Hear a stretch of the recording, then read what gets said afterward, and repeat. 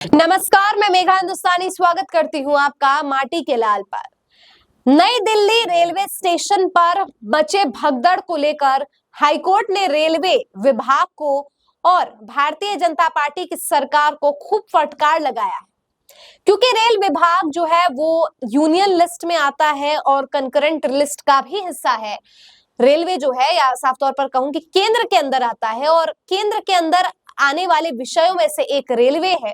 तो रेलवे विभाग और भारत की सरकार, भारतीय जनता पार्टी जो केंद्र में है, उसे फटकार लगाने का काम यहाँ पर दिल्ली हाईकोर्ट ने किया है। दिल्ली हाईकोर्ट ने सवाल उठाए हैं कि जब एक कोच में 100 सीटें हैं तो 100 से ज्यादा यात्री एक कोच में कैसे यात्रा कर रहे हैं।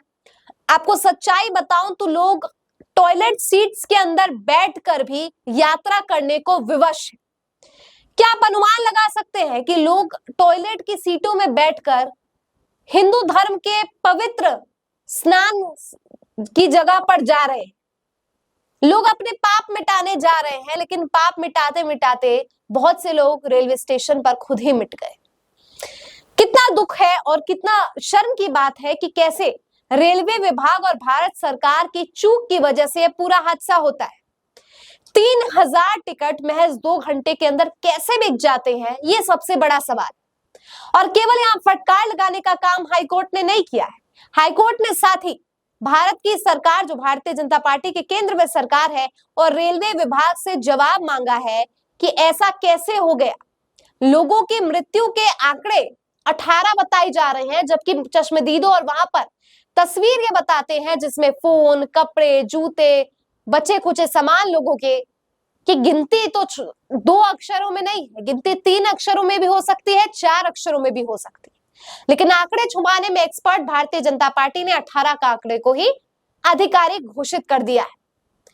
हाईकोर्ट ने जवाब मांगा है केंद्र से कि ऐसा कैसे हो गया कि टिकट ब्लैक में बिक रहा है। ये रेलवे विभाग की चूक नहीं तो और क्या है। खैर, ये तो हाईकोर्ट है और इसको लेकर अगली सुनवाई मार्च में होनी है। क्या कुछ मामला होगा, आगे आपको अपडेट देती रहूंगी। लेकिन एक बार फिर से हाईकोर्ट के इस सख्त टिप्पणी के बाद मामला और तेज हो गया है।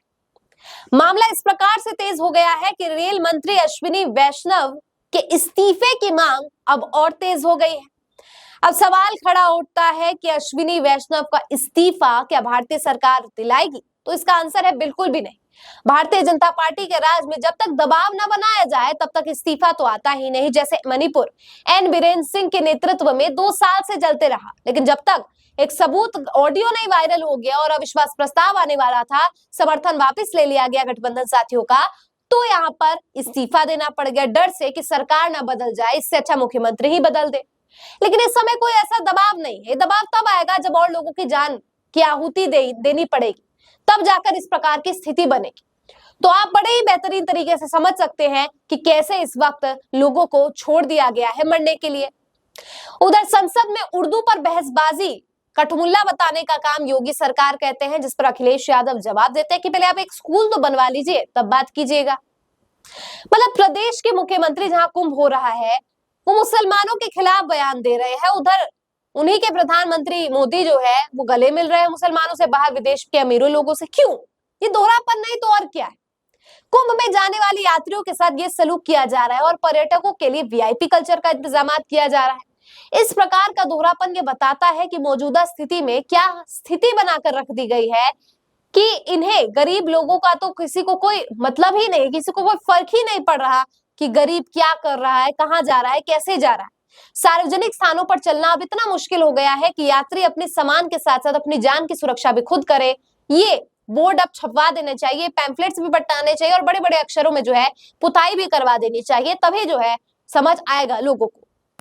आपकी क्या राय है इस पूरे मुद्दे पर? कमेंट करके मुझ तक पहुंचाइए। मुझे दीजिए इजाजत, देखते रहिए माटी के लाल। धन्यवाद।